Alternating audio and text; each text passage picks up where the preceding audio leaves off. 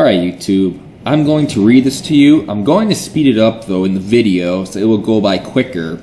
But I just want to say that, did I not call this?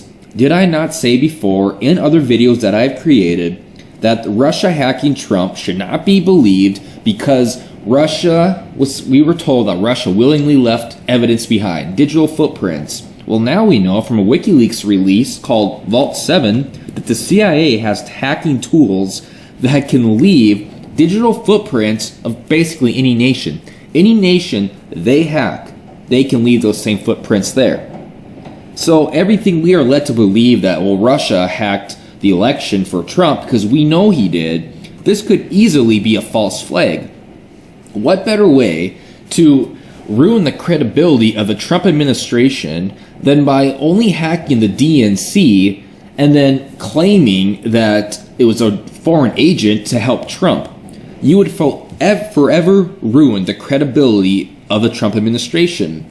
Then you pass it around in the media, you spread a few news stories around, and the whole country freaks out and thinks Trump and his administration are nothing but Russian spies who have been colluding with Russia from the get-go. This is something out of This is something off a John le Carre book. Great author, by the way.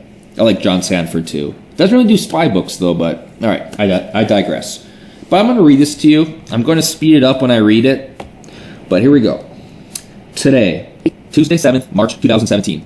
WikiLeaks begins its new series of leaks on the U.S. Central Intelligence Agency, codenamed Vault 7 by WikiLeaks. It is the largest ever publication of confidential documents on the agency. The first part of the series, Year Zero, compromises 8,761 documents and files from an isolated, high-security network situated inside the CIA's Center for Cyber Intelligence in Langley, Virginia. It follows an introductory disclosure last month of CIA targeting French political parties and candidates in the lead-up to the 2012 presidential election. Recently, the CIA lost control of the majority of its hacking arsenal, including malware, viruses, trojans, weaponized zero-day exploits, malware remote control systems, and associated documentation. This extraordinary collection, which amounts to more than several hundred million lines of code, gives its possessor the entire hacking capacity of the CIA. The archive appears to have been circulated among former U.S. government hackers and contractors in an unauthorized manner, one of whom has provided WikiLeaks with portions of the archive. Year Zero introduces the scope and direction of the CIA's global covert hacking program, its malware arsenal, and dozens of zero-day weaponized exploits against a wide range of U.S. and European company products, including iPhone, Android, and Microsoft Windows, even Samsung TVs.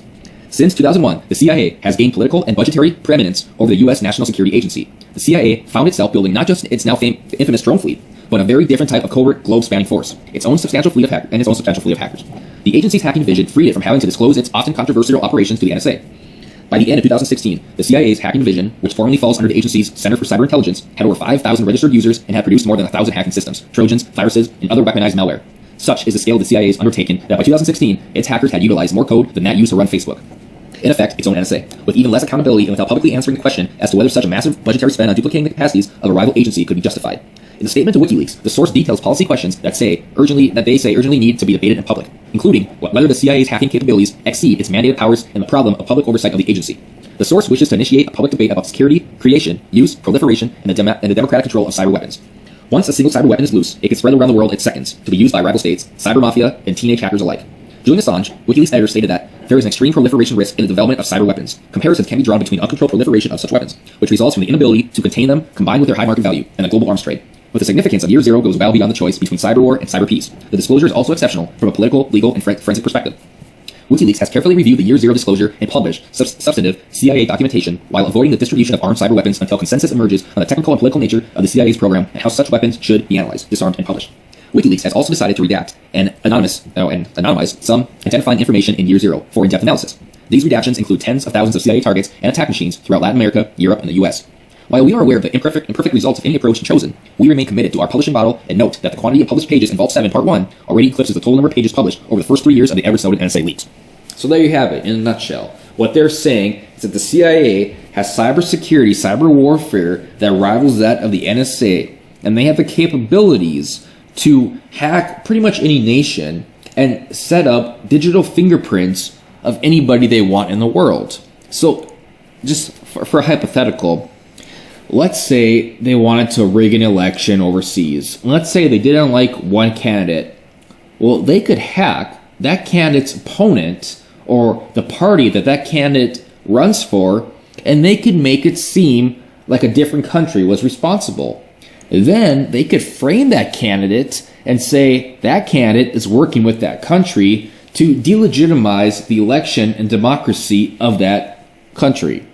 So then, if that president wins, everyone will look at him like he is colluding with a foreign entity to subvert the process of democracy. I just gave a good hypothetical there that could happen anywhere, and it sounds like it did happen in the US. So, WikiLeaks. It's just really interesting that I'm glad this happened, because this confirms what many of us have said, that could have easily been a false flag. And for those who think that our government is so innocent, search Operation Big Itch, search Operation Northwoods. You'd be surprised what our government has done.